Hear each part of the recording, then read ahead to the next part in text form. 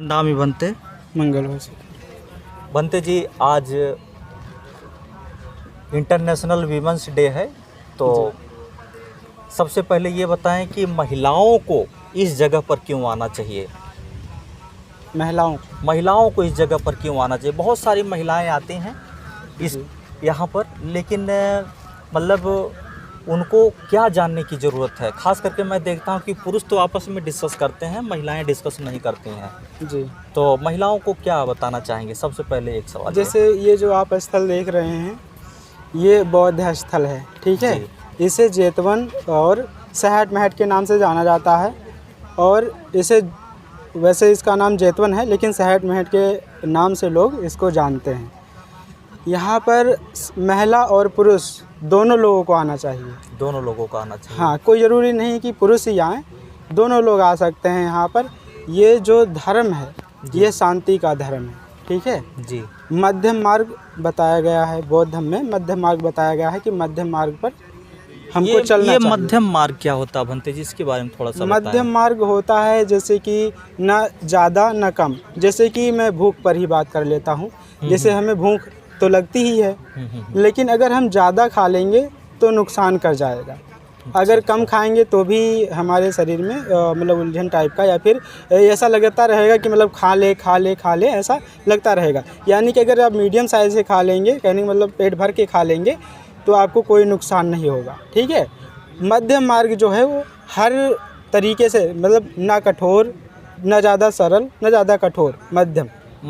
तो बहुत ही अच्छी जानकारी भंते जी ने बताया कि बुद्ध धम्म का क्या वास्तव में मोटो क्या है, मेन है नहीं, तो उसका क्या भाव है वो भंते जी ने बताया। भंते जी, ये जो पीछे हम देख पा रहे हैं ये ऐसे बहुत सारे हैं जी। तो ये क्यों कुछ अलग अलग, मतलब लगभग अगर देखें तो सब एक ही जैसे दिखाई देते हैं, तो इसको कहते क्या हैं और इसके अंदर क्या चीज़ें होती हैं, या फिर ये फाउंडेशन टाइप का लग रहा है, तो ये किस चीज़ का फाउंडेशन है। जी, जैसे कि ये जेतवन है, मैंने आपको बताया कि यहाँ पर भगवान बुद्ध रहते थे। भगवान बुद्ध ने यहाँ पर 24 वर्षावास किया है, ठीक है जी। 19 वर्षावास यहाँ पर, 6 वर्षावास पूर्वाराम में।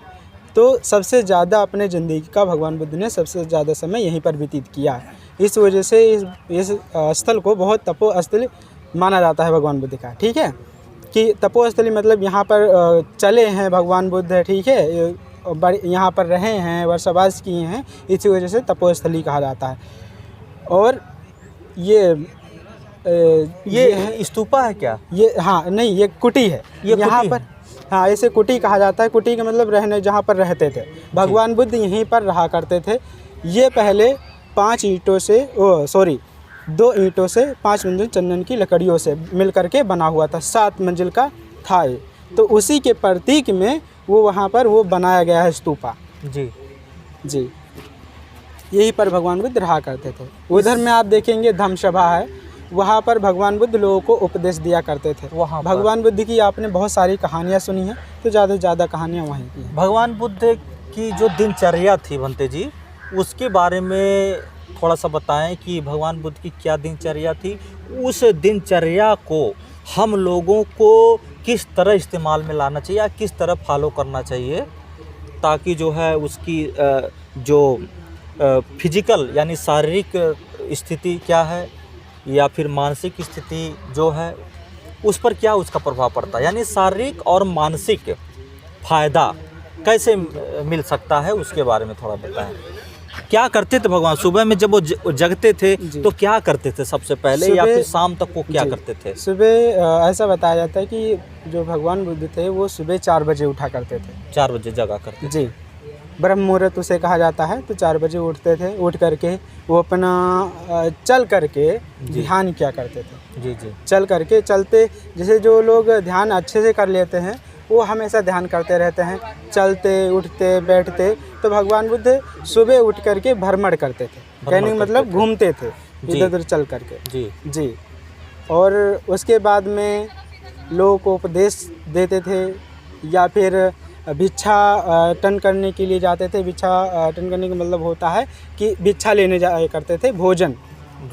भोजन लेने के लिए गांव-गांव जाया करते थे, लोग भोजन दिया करते थे। वही भोजन 11 और 12 के बीच में किया करते थे। जी। फिर 11 और 12 के बीच में ही भगवान बुद्ध भोजन लेने का काम करते थे। और उसके बाद भगवान बुद्ध क्या भगवान बुद्ध शाम का भी भोजन करते थे या करते थे, तो कितनी मात्रा में करते थे?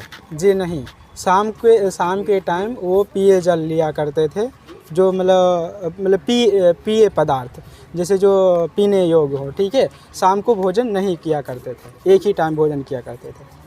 जी। जी। तो इससे आप कहना चाहते हैं कि अगर ऐसा भगवान बुद्ध का जो खाने पीने का या फिर चलने फिरने का, कब जगने का, ये सब जो रूटीन रहा है, इसको अगर हम सब लोग, उपासक लोग अगर फॉलो करते हैं, तो शारीरिक और मानसिक रूप से हम लोग भी काफ़ी ज़्यादा स्वस्थ होंगे, मजबूत होंगे। ऐसा आप जी कहना चाहते हैं? और कुछ बताना जैसे चाहते हैं? कि ऐसे समय में होता था, वर्षावास के समय में, जैसे हमें ज़्यादा जानकारी नहीं है जी। तो जैसे मेरा मानना है कि वर्षावास के समय में भगवान बुद्ध एक टाइम भोजन किया करते थे। एक टाइम? हाँ, वर्षावास का समय वो होता है जिसमें बरसात हुआ करता है। तो बरसात में भोजन जो है वो दोनों टाइम नहीं मिल पाता था। कैसे क्या आज के समय आप देख रहे हैं कि चारों तरफ से रोड बन गया है और बढ़िया अच्छे से हम लोगों को आने जाने के लिए बढ़िया व्यवस्था हो गया है। भगवान बुद्ध के समय में ऐसा नहीं था। पहले क्या था, गड्ढा गुड्ढी था, जो रोड था वो कटा पीटा था, वहाँ पर पानी भर जाया करता था। तो क्या करते थे, एक ही टाइम भिक्षाटन करने के लिए जाते थे और शाम के टाइम में भोजन भिक्षा प्राप्त करने के लिए नहीं जाते थे, एक ही टाइम इसी वजह से भोजन करते थे। जी जी, बहुत अच्छी जानकारी भंते जी से हम लोगों ने प्राप्त किया। भंते जी का कहना है कि भगवान बुद्ध जो है सुबह में अर्ली मॉर्निंग में जगते थे, बहुत ही, यानी कि 4 बजे का पहर होता है, तो उस टाइम भगवान बुद्ध जगते हैं और उसके बाद जो है मॉर्निंग वॉक करते हैं, यानी कि एक्सरसाइज की बात हो रही है। भगवान बुद्ध एक्सरसाइज करते थे, यानी कि व्यायाम करते थे। व्यायाम करने से ये होता था कि जो है शारीरिक और मानसिक रूप से व्यक्ति स्वस्थ होता है और वो अपने कामों को अच्छे तरीके से कर सकता है, कामों में अच्छी रुचि वो ले सकता और जो है कोई स्ट्रेस नहीं होती है। इस वजह से भगवान बुद्ध सुबह जगते थे। और भंते जी ने बताया कि भगवान बुद्ध 11 और 12 के बीच में ही भोजन करते थे, यानी जो दांतों से चबा कर खाने वाली वस्तुएं होती थी 11 और 12 के बीच में वो करते थे।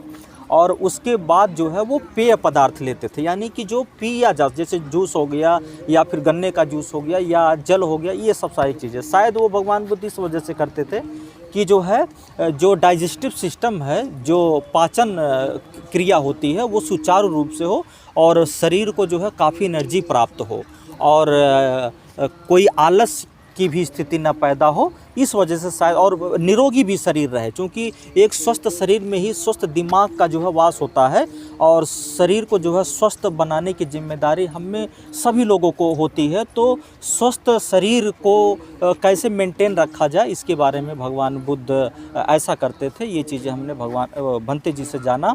और जब शरीर हमारा स्वस्थ होगा तो मानसिक तौर पर भी हम काफ़ी स्वस्थ होंगे और अपने काम को काफ़ी अच्छे तरीके से कर सकते हैं। तो आज के लिए भंते जी से इतना ही।